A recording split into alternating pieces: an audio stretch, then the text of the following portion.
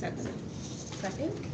Any updates to the agenda or any changes anyone would like to see in discussion?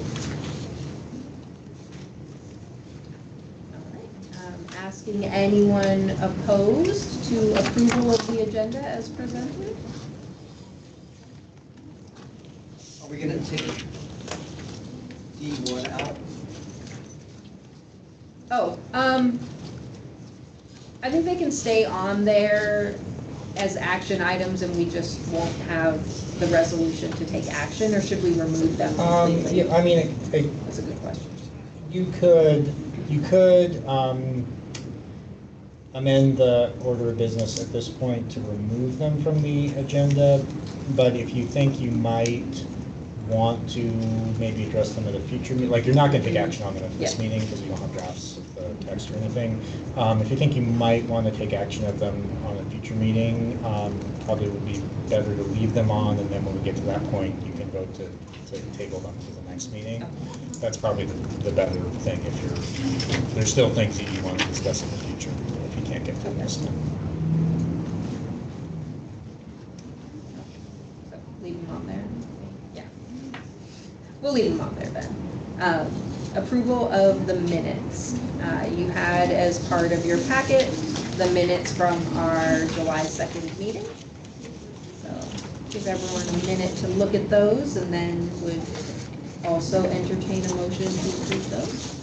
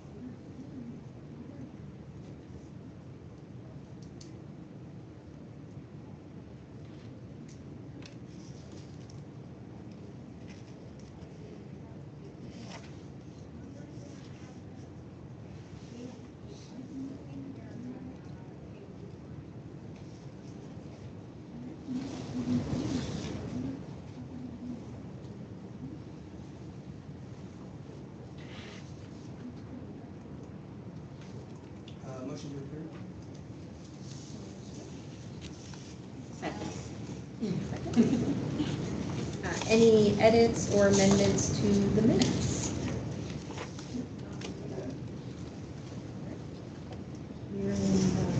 Any opposition to approval of the minutes as presented? All right. I skipped right over roll call, so I'm going to go backwards. Is that okay? All right. I'll start with Shanae. We'll go this direction, and then we'll have guests introduce themselves as well. I'm here. Jessica Force. Laura Rains, Commissioner. Julie Goodyear, and Commissioner. Valerie Madison, staff. Daniel Sager, Commissioner. Kyle Milkey, staff. Judge Olay, staff. Darcy Montalvo, Human Services Division Manager, Anchorage Health Department. Frankie Dahl, staff. Chase Burberry, staff. Ahmed Hernandez, NISTAR Center for Workforce Excellence Director. Thank you for that lead. I'm Ms. Shane Levin, Nine Stars Education. Nine Stars CEO and President. And we had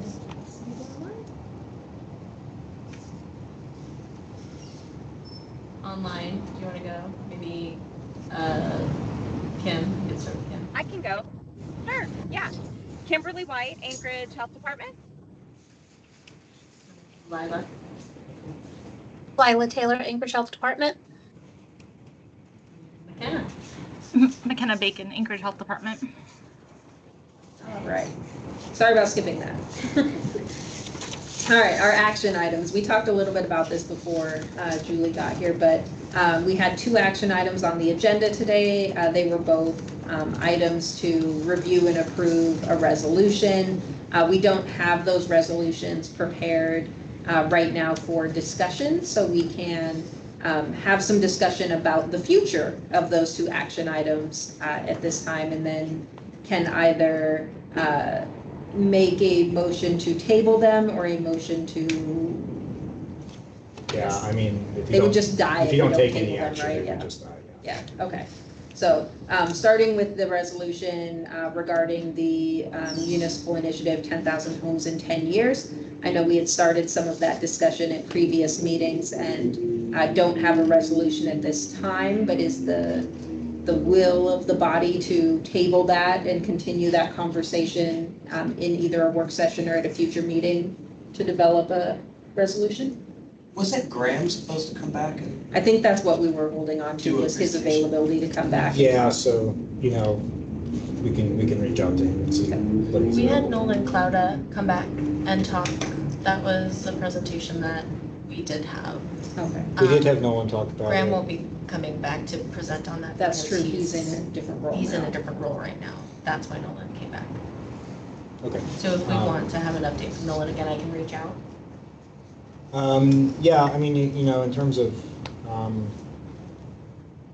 you know, in terms of procedure, I mean, I think probably it would make the most sense for you guys to table it to the next meeting, and then either you'd have maybe further discussion with the administration, or maybe you could draft a resolution if Okay. you think you can, if you think you know what you want to say. Excuse me, was this a resolution that Michelle had mentioned? She was gonna Yes. be Yeah. online? Yes. Mhm. Okay. So I would think we would want to table it to have a conversation with Michelle available on her availability to either develop a resolution or inspire more conversation around it. So would you want to table it till October then, since Michelle isn't present today? Because the next one would be September 3rd, and then we would have October. So if she's present in September. Yeah, that makes sense. Okay. Someone, in the actual resolution, we do that. Yeah. We did. Anyone want to make that resolution to table action item D1, or agenda item D1, to the meeting of October 1st? I make a motion then to be able the one to go until the votes in October.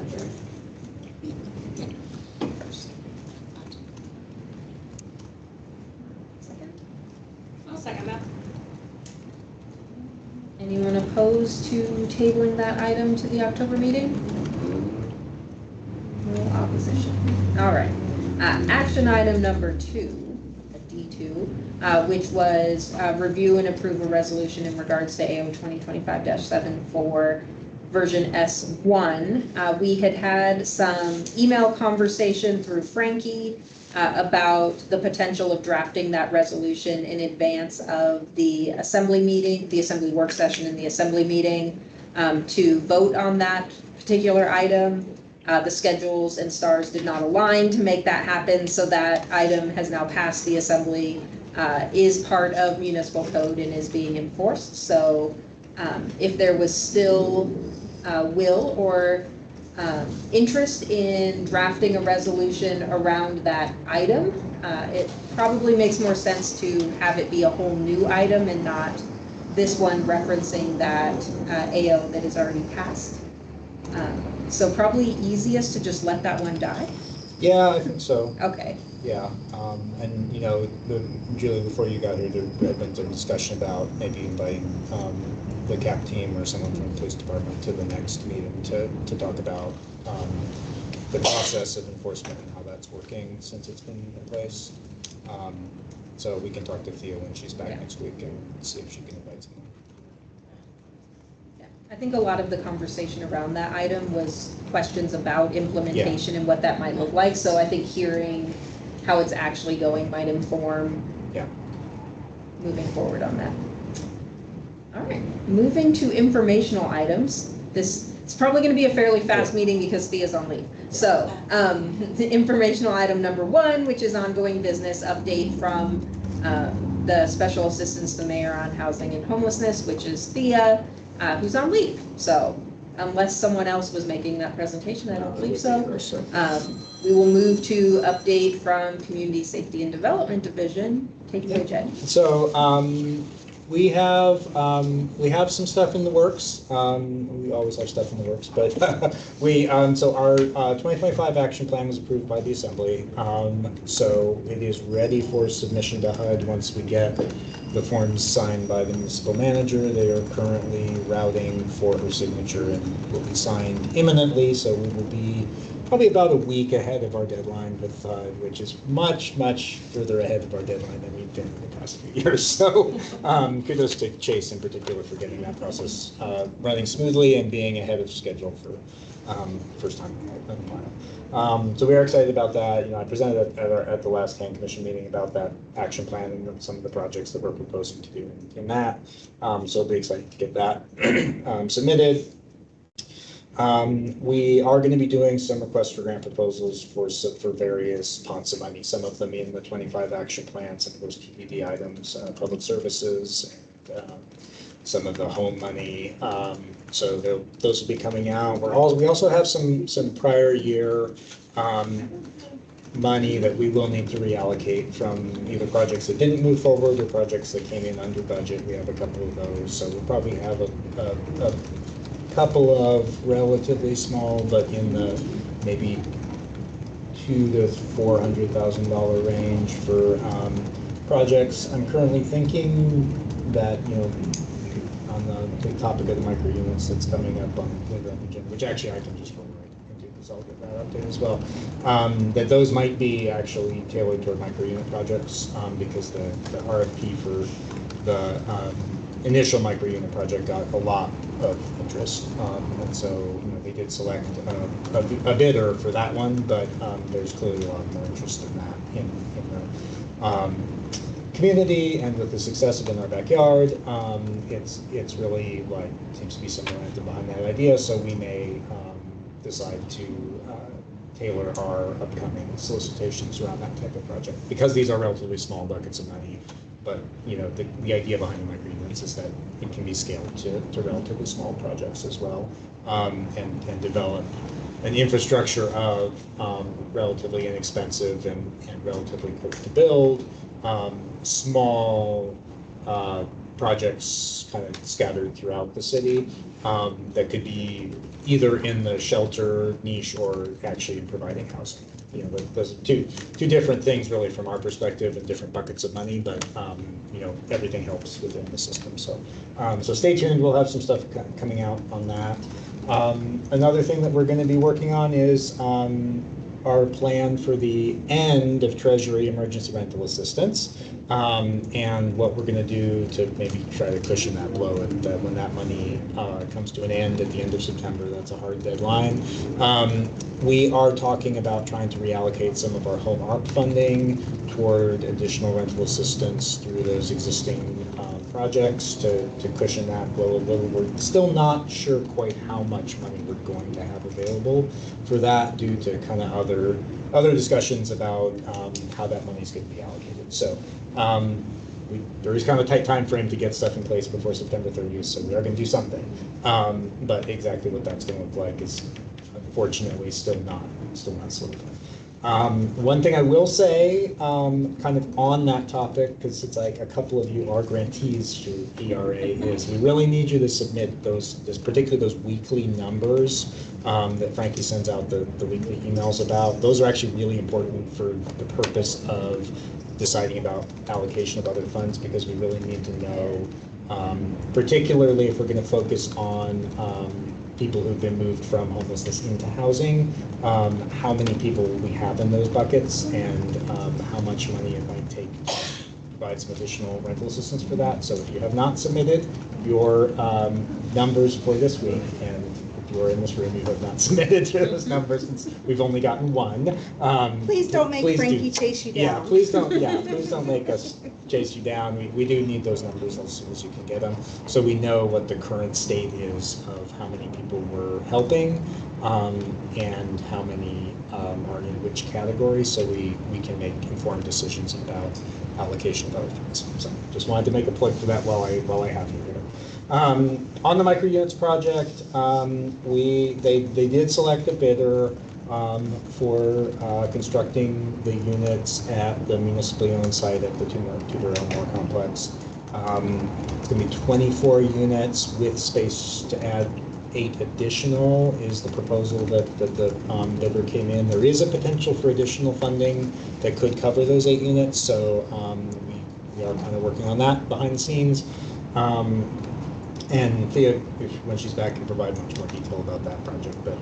But we're seeing that as kind of a model project that can hopefully be replicated either with other pots of public money or just with other resources in the community to kind of demonstrate that it can be done, and build a pipeline of construction and production of modular units that can be put up relatively quickly.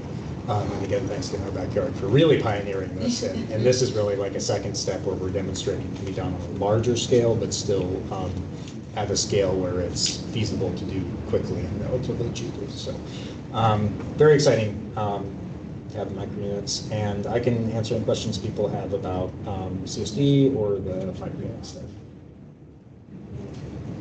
Do you know, are they planning on adding more units to that same lot down the road, or is that pretty much maxed out? That's the 32 would pretty much max out that site, and the way it's currently being framed is that this would be a temporary project for 2 years. And then they'd move them. That could then, might move to a different site, they might keep it permanently there, which would require some permitting things and some probably additional site improvements.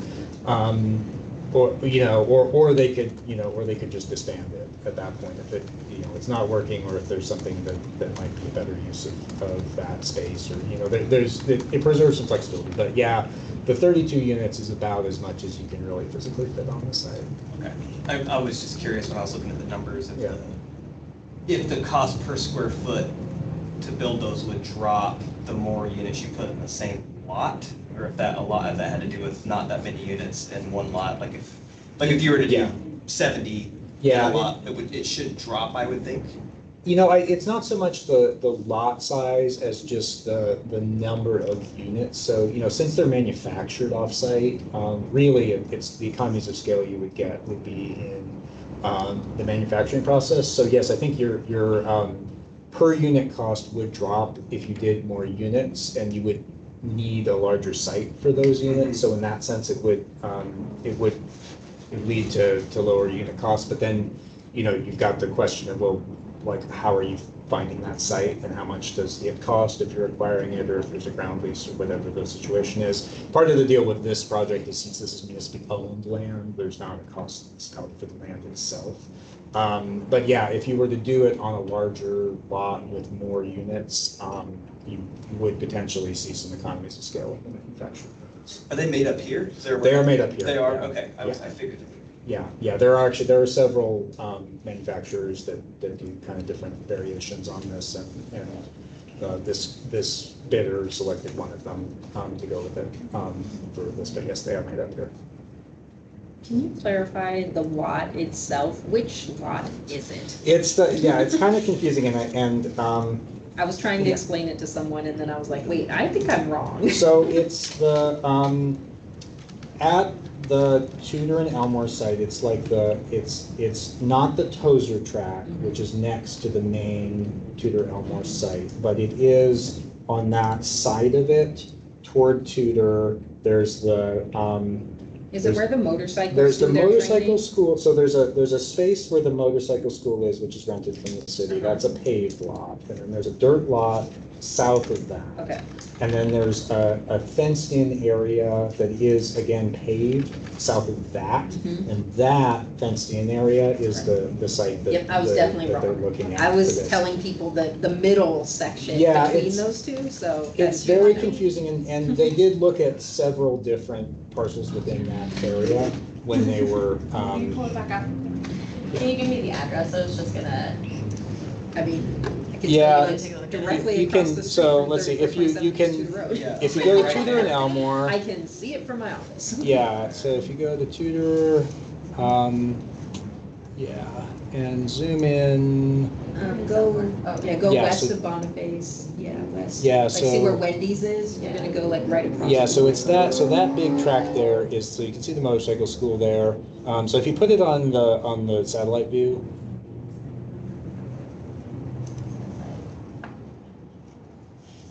yeah, so zoom in. So yeah, so you see that Yeah. green area is the dirt lot. Yeah. And the area south of that, just below that, that has all those cars in it in this, because that was formerly used as storage for cars. Not that one, the one just right. Yeah, so, yeah, zoom in a little more. Okay, so you see the green area, and then just below it, there's a long, narrow strip of land Yeah. that's That full, little- crammed with cars. That- That's it. Mhm. That's the site. It is a little awkward in proportions, but it is paved and level and does have fencing around it already, which were considerations in choosing that as the site. Is the intent for the access to be off of Tudor or off of Elmore? Or is that too far in the weeds now? for us to know? Yeah, the access is, I think, intended to be off of that small street off of Tudor. Okay. But I don't know if they've, I don't know if those at that level, if they've decided on that access pattern. Yeah, I was definitely describing it as the grassy lot right there, the unpaved lot. And I had some of the same thoughts as Daniel, where I was like, this is huge, but no, knowing it's just the little strip yeah, it's just definitely and makes it was more kind of, sense. it was kind of a back and forth about like, well, that's a larger lot, but then it's like, it's not paved, so you have to prepare it. Yeah. Is there gonna be parking for people that?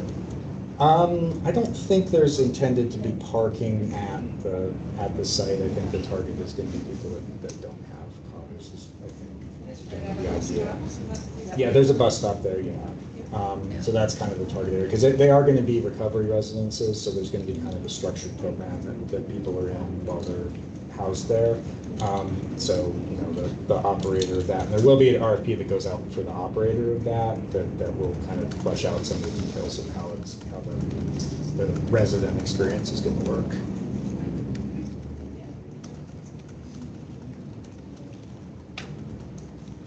Any other questions? I had maybe just a clarifying question, is it the ERA money or the rental assistance money? So on a very, very small scale, so I have a guest who did receive that housing voucher like in April and just now in July, just recently got into a program. And so then he potentially would be eligible if the funding, the rental assistance continued after September.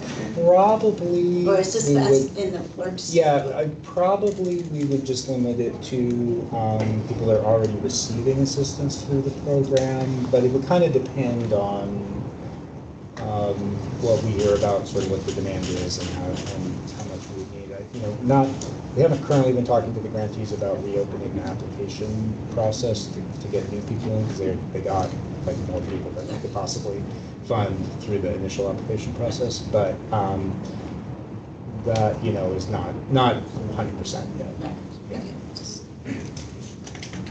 Yeah, and an important note with that when talking to clients or people who are calling about that is that the timelines of like when our program opened up and when the state program for their housing vouchers were around the same time, ours is not operating off of like a voucher basis. It's usually just agreements with individuals and landlords and things like that. And so oftentimes if they're talking about a voucher system, it's probably because they got one from the state which has a longer time horizon than our short-term funds.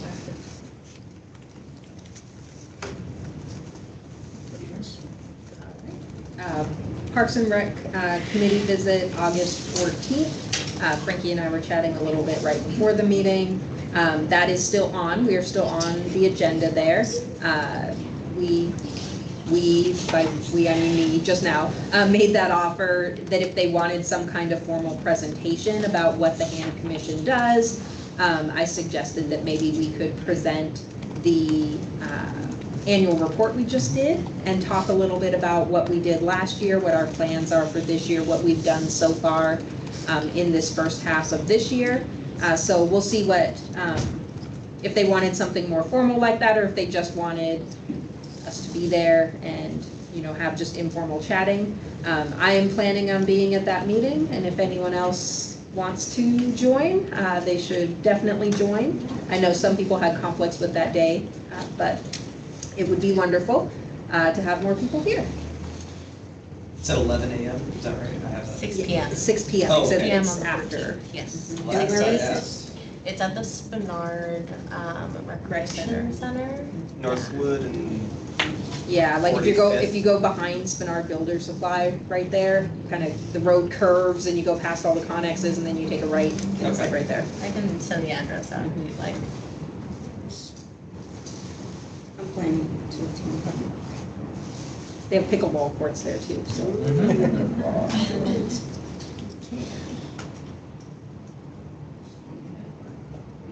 And then the Roberts Rules training on September 3rd. I believe it's still planned, still on the agenda. So that is planned for us. And that could be a time also that we could have maybe some of those procedural documents that we could give out, not necessarily to change at that time or have discussion about, but as we talk about Robert's Rules, having some of that same documents in front of us of what we've already approved and what our rules beyond Robert's Rules are for us in that particular one. And I'm assuming that still works for everyone, and if it doesn't, let Frankie know. Yes.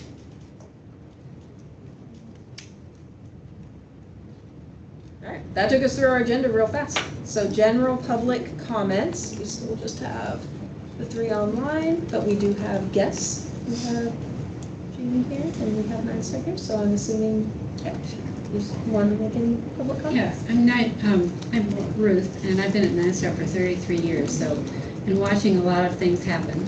We started out just education, employment, or education services, and then became education and employment services. Then it was education for employment, and we just began to really focus on getting people out of poverty.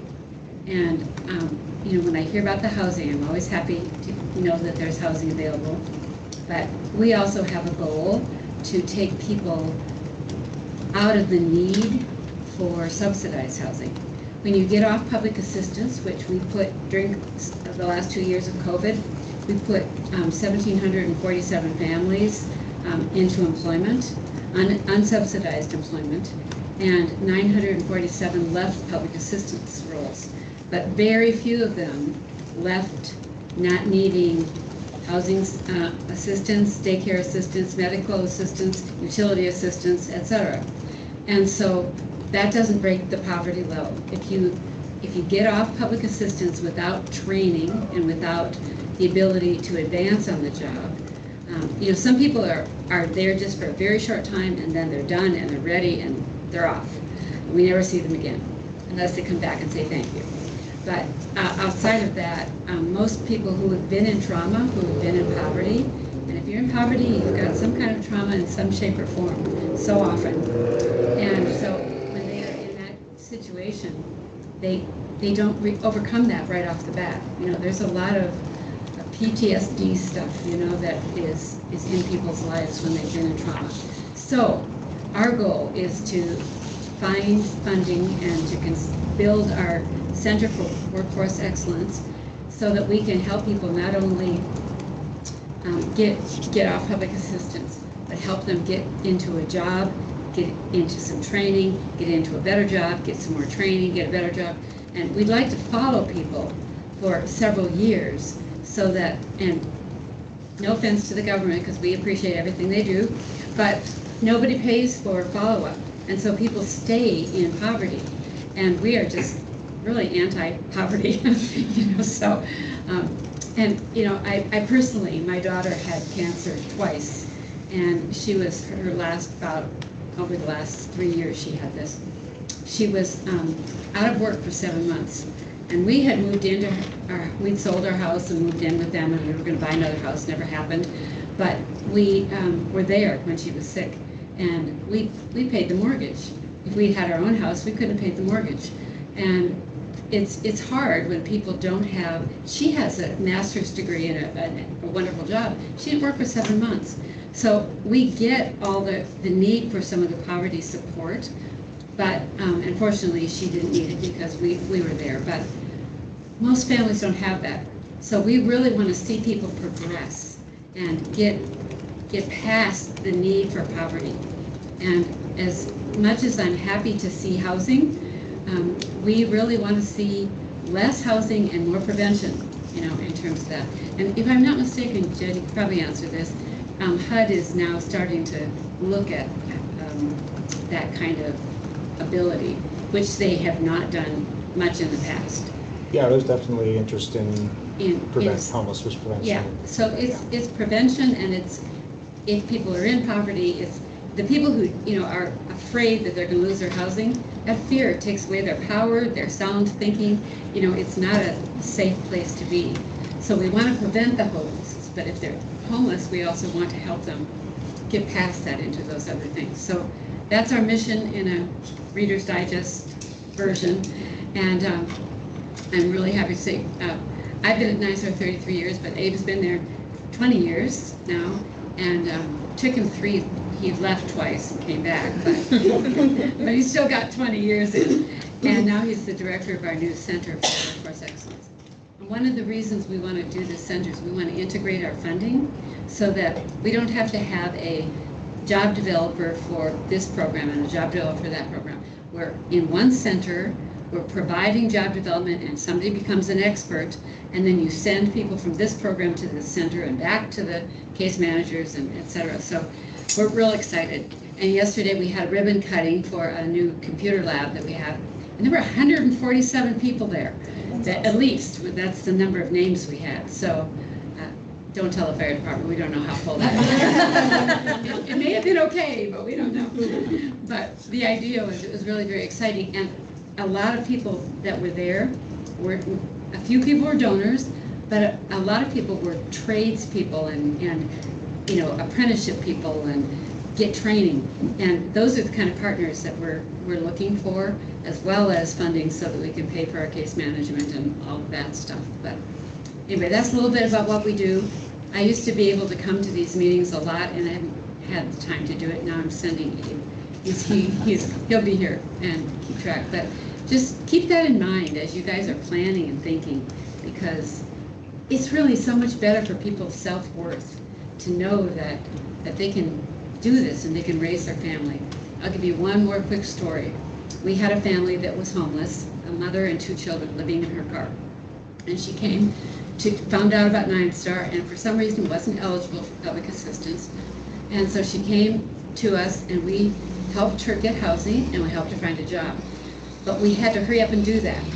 And so we didn't have the time to teach her how to get a job, the next job, and prepare, and all that stuff. We just helped her do this. And a few months later, her job went away. The funding had gone away. And so she came back, and we, again, were in emergency mode, and we helped her do that. But she wanted to get into a job with where people were housed, homeless, had been in that work field. And we helped her get that job. And a few months later, she called back and she said, "Oh, my money funding went away." We said, "Work with her and work with the company," and they found another position for her. So she was stable. A few months later, she called again. But this time, she called and she said, "My son, who is still in school, hasn't dropped out, he wants a job to help with the family income." And so we didn't have a program that fit his age bracket that he was eligible for, but we brought him in and we helped him with his resume and with his interviewing skills. And he got a job, and his mother called back and said he's so excited and we're doing well, and everything's going tremendously well, and we're breaking the cycle of poverty. And that's what I think we need to do. At least that's my heart. So Abe can add to that if I didn't take all the thunder. As I'll tell you, the center is a personalized and, how would you say, complete design training hub for Alaskans to come from or moving from poverty to prosperity. That's what we want to do. And of course, we're offering academic, employment, and development and personal services at our center. So we're very excited to be able to reconstruct that location for that because we saw there's a need, and having the event we had yesterday, having the attendance and people that were there, I think the need is now known. And so we're really excited that people know that we're there and we're ready to assist with their clients. And we've been partners with all kinds of agencies. We can't do this alone. We shouldn't do this alone. We should there's housing people and there's food people and there's whatever. So we need partnerships, and we appreciate our partners very much. So that's kind of how we operate. Very exciting times, though. Thank you. Anyone have any questions? I want to make sure we get some contact information, so if people come up with questions later, or if I'll pass we around get cards, and you can take sometimes we get comments from people after they watch our recordings, so having that information to pass on. You can put it in the minutes, and Okay, sure. then it'll be available for people. Thank you. Like Frankie said, we do have vacancies, just saying, if you would like to join us. We have to make sure there isn't any kind of conflicts of interest, and so we'll definitely look into that, for sure. We definitely have Muni grantees sitting around this table. We just declare conflicts. Yeah, okay. All right. Okay. Hi, I'm Jamie Lopez, East Anchorage, formerly Coalition. Some of the people in this room, some I do not, but there's a long background in the story. Kenny Peterson got the 3 hour or the 5 hour volume and chapter version. I don't know how much time I have here, but clearly, she got longer than 3 minutes. But anyways, was it Ruth? Yes. Some of what Ruth said resonated with me, and there are a couple of things I'm going to try and touch on. I'll try to get close to 3 minutes, but I got a voucher, EHB. Homeless in car, nonverbal for a 2-year period. Some people wish I still was, but obviously not. So the whole thing was, if I make between 42 to 45 grand a year, I lose the thing. If I'm making $20 to $25 an hour, it's 30% of your income, so therefore it does not make sense, or there's no financial benefit to taking a job in that range. And then if I work for peanuts, essentially, I'm trapped in a poverty trap, or I can't go and help people. I've spent a tremendous amount of money that I made, the money from Coalition, and then money when I totaled my car 2 days before that job, and I was in a rental car 10 months taking food to people.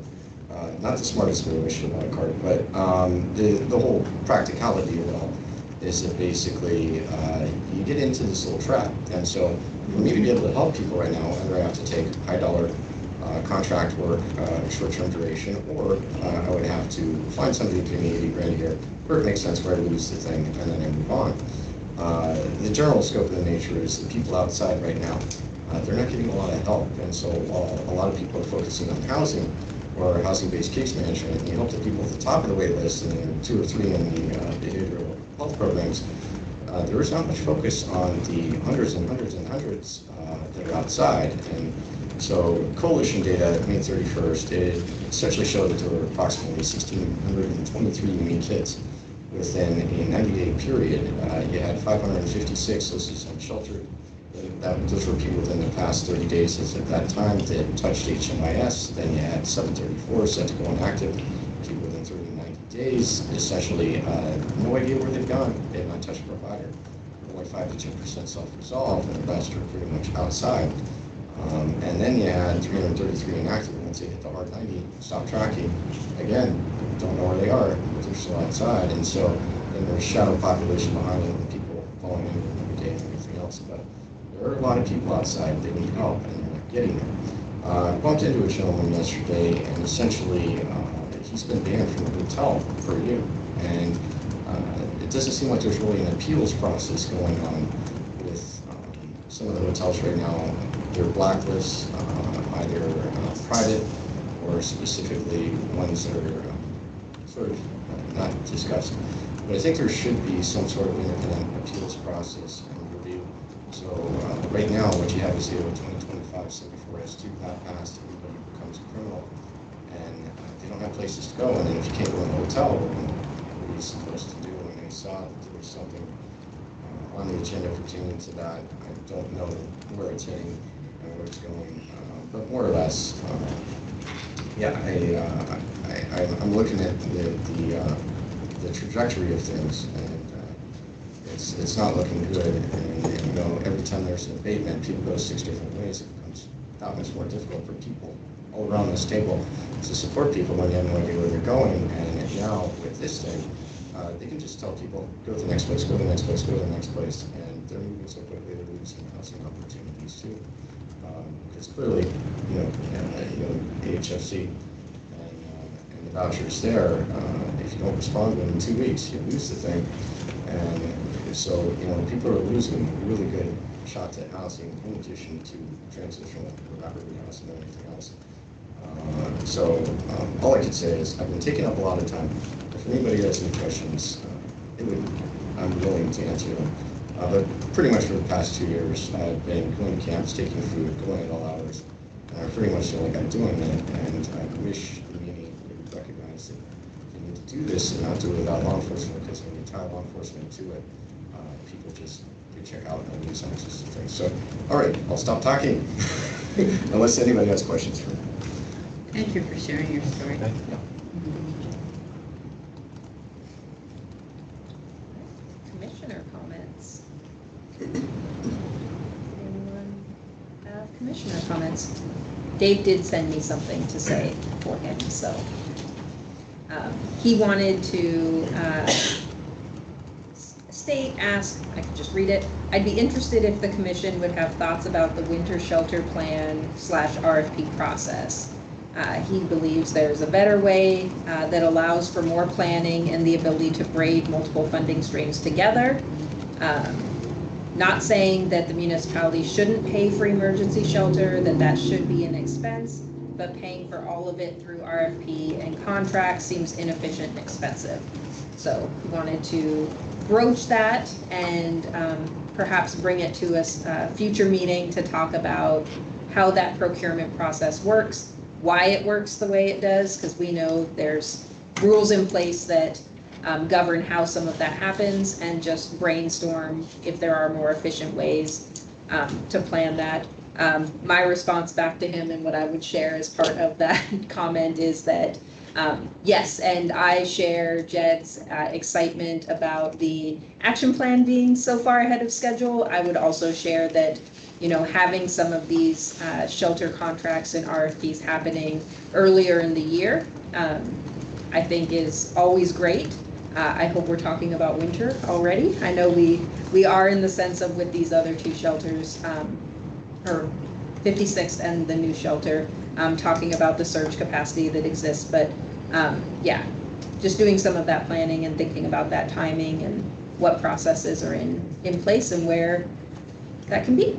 Yeah, and so Dave his comments. Brought this up, and I think it'd probably be something good to put on a future meeting agenda. But where municipalities very receptive to ideas about doing the better process for shelter funding, in part because what we've been doing the past couple of years really can't continue. I mean, the buckets of funding we've been using were kind of one-time things that are going to be exhausted, and so I'm not involved in any of those discussions, obviously, so I can't speak for anything at that policy level. But I am quite sure that the municipality will be interested in the input from the commission on how to improve that process. Great.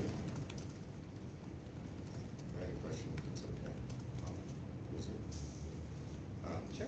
So at the last assembly, there were 2 contracts that were passed, and we had any which is state worker CWS.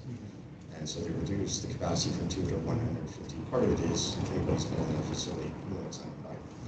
And so it's sort of a madhouse, but the fact is that's why a lot of people leave. They have a bad experience and they leave and they don't come back. And so likewise, you also had 100 beds at the old Claire House / Fantasies on 5th. building where 100 people are going to be. And so you have 250 beds in. Then you have 100 at the Alex Hotel, essentially for a 3-year contract, which is going to pass. So you have 350 beds. But the whole thing I'm looking at is that people are haggling over 50 beds when the numbers outside are far, far, far beyond even what's they're discussing. And so then the question becomes, all right, when they are displacing people endlessly, and I know some of the people have already sort of been impacted by S2 right now, where they're going people. They are worried that they're not going to be able to get stable by winter, and then you're going to have more deaths, or you're going to have people losing fingers, toes, or whatever else. And then the question becomes, not only where are people supposed to go, but how do you support people so that it's not the worst possible outcome? And that's what I try to warn people about with Davis Park, is you have people in the snow dome.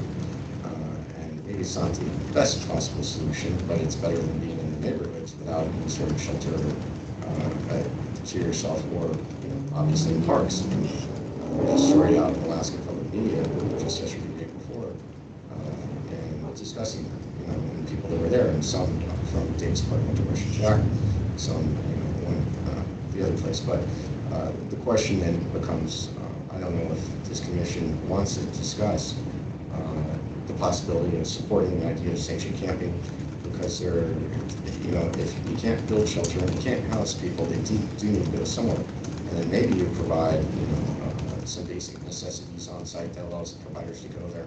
You're not going 16 different ways. People aren't getting criminal records, and it improves the prospects of the worst possible outcome. Maybe it's not perfect, but it's a trajectory, and there are pathways out of it, so that you get to better outcomes. And substance abuse, the same thing. People have to want to change. I think everybody pretty much might be on section camping. I must have missed that one. No, I'm all for it. Yeah, okay. I think that when the task force was formed and the assembly resolution.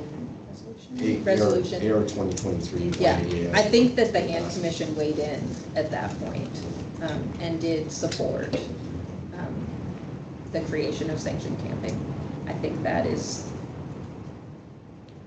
punted to the administration at this point. And we can't speak on behalf of the Yeah. administration, but I mean, there certainly are ongoing conversations about what the options are. Yeah.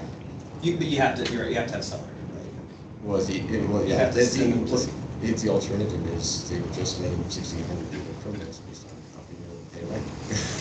Like literally, you can't go anywhere, and then if you drive someone into the ground, eventually they're going to react, or they're going to collapse. And those are bad outcomes altogether. But yeah, the other aspect that I was trying to get to is risk management, risk mitigation. Instead of sending police and tying outreach to it, you just get people with a spine that have enough experience and deal with the problem, and then maybe can diffuse things, or prevent fires, or prevent worst possible outcomes, because you build trust with people, you build the relationships, and then they are more likely to go towards a positive path as opposed to a negative path. So outreach support is something that really needs to grow. There's an art and a science to it, but art. I had something that had a little more information on. Maybe I had another meeting that could next in with the winter outreach, and it was when Heather presented about our tower plan, and then she also got a proposal for that Anchorage winter removal outreach and protection plan. And I didn't, when I read it over at the time, it made me wonder, well, what does this municipality actually do? Because in her plan, I thought, well, do we already do this in the municipality, and it just isn't known? I didn't reread it right before this, so it's not fresh in my mind. But what I would like to maybe hear is, how does the municipality do the winter removal outreach? Because I think a lot of what she said possibly is already done, or maybe it can be done differently. So I didn't know if anyone else had questions about that, or next meeting, or Yeah, maybe next week, I don't know enough about it to. Okay, I didn't know if you were Relative to what you're just. talking Yeah, Or I and I don't have it in front of me Yeah. to go on the details. Yeah, I know, but- we do have some folks from the Housing and Homeless Services team online that might be Yeah. able to answer some of those questions about And maybe specifically mobile outreach. Yeah, just how does it happen, or how do people get found, or where might they go, or how do groups work together? Kimberly or Lila, did you hear that? We had a question about how winter mobile outreach works. Well, particularly in the winter and getting people into spaces or time. You know, there's a lot of conversations surrounding all the moving parts, kind of like that. I don't have anything that I could speak on today because it's all still probably in planning and things have changed since last winter. But I would be happy to answer any other questions after we have time to research that a little bit. That's fine. And if we wanted to put that on the agenda, I'm happy to put on my coalition hat and talk about like how it's worked in past winters, and how it hasn't worked in past winters. So. Yeah, maybe. Yeah, I think that would be a good idea to put it on the agenda. And even have an opportunity to follow up with her if it's currently being done. Yes. Yeah. I do have another comment. I definitely understand everything you're saying. I work with the housing organization. There are a lot of people in that mode. I either accept a higher job, suffer these kind of consequences, or accept a lower job, suffer these kind of consequences. There are a lot of people, and a lot of families that are navigating that. The other thing is with I was on that sanction camp task force. It happened at the end of the last administration, and I wonder if this administration received what was worked on from that task force to even look at whether or not it could be implemented, because it happened at the end. And it seems like we keep starting over every time. A new administration come on, and you start from ground zero. And it doesn't seem to be making any momentum. I think it would be beneficial to find out what was the outcome. Are they even aware? I mean, it took up a lot of our times to have that task force, to meet with it, to see nothing come out. I haven't been told, what actually resulted from people time. And when you do things like that, you're gonna get people not willing to even participate if it doesn't look like it's doing any good.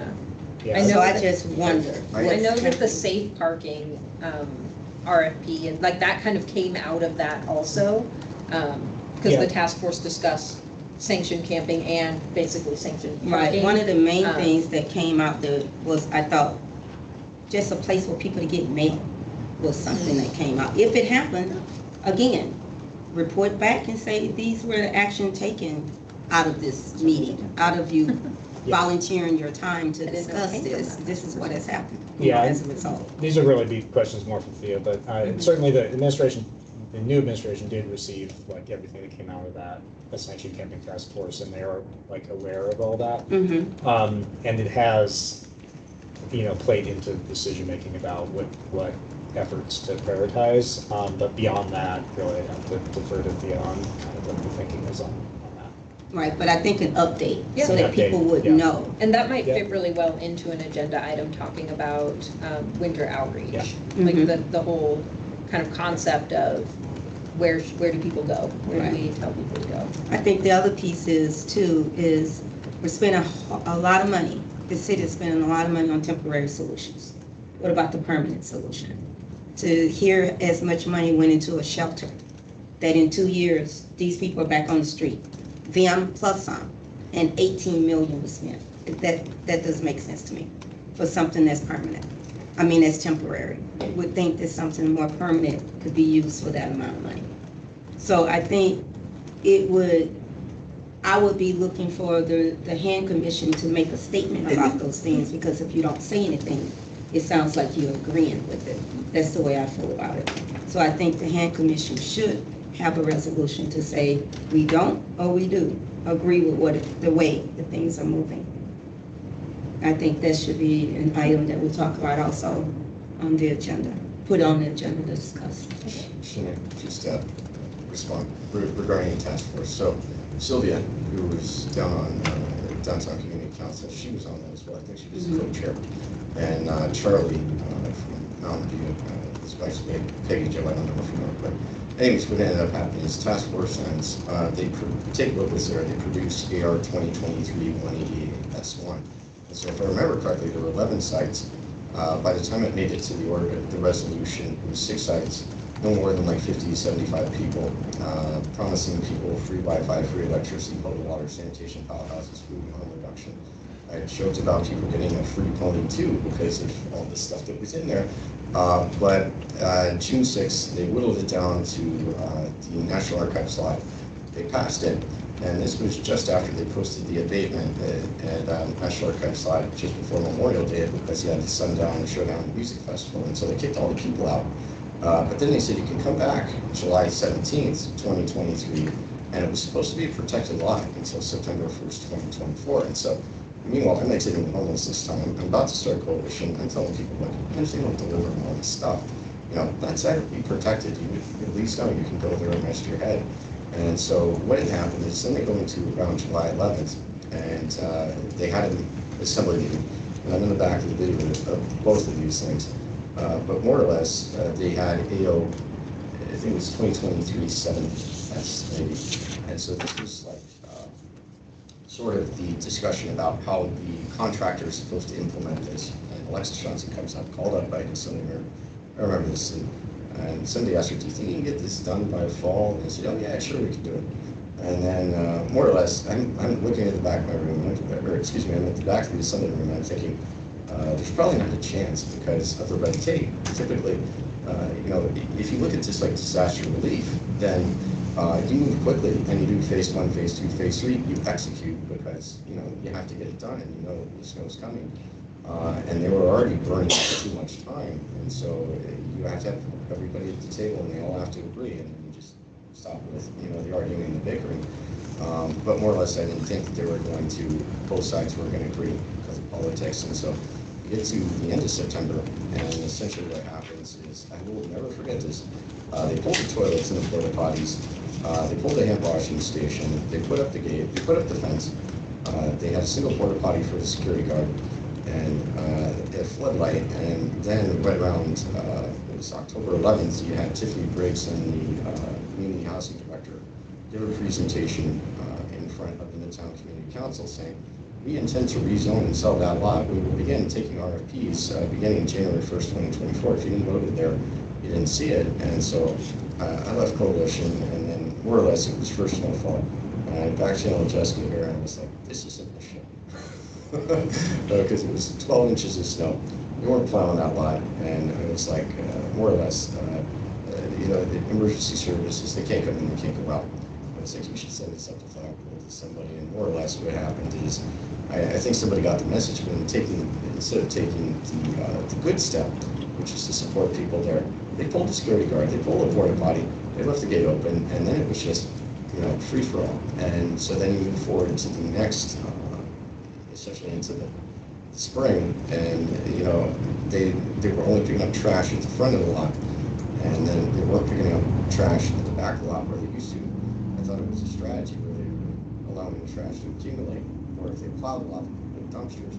But instead, what happened was everything began to melt, and so then you see everything in its full glory. And then, of course, there's the way to get around Grants Pass versus Johnson, which is if such an amount of trash accumulates and it becomes a health and human safety hazard, then you know you've got to rescind the abate. And of course, it's during an election, and so I'm thinking this must have been a election strategy. But that's sort of how it happened. It's nothing came of it. The police never supported the people that were left with their own devices, and so when I left, I said, I'm going to do some good. My rent was $33 a month, and so I paid for the dumb rental car to take people food, at least to keep them fed, and going to the pantries and doing that. But that's more or less, you know, sort of what happened from that time. And so there was never even an honest attempt, I think, to try. Yeah. Yeah, I think it's been an ongoing challenge from like I've served on many task forces as well, and there is that frustration that you put in a lot of time and effort to create a strategy, not knowing what might happen to it. So I would love to see that on the agenda to talk about that along with the outreach stuff. Any comments for it? Well, my comments are going to be more informational, partly because I have some people here that I really want to hear this, but Project Homeless Connect is in September, and I would love to have Lance and Shiloh there if you are interested in tabling there.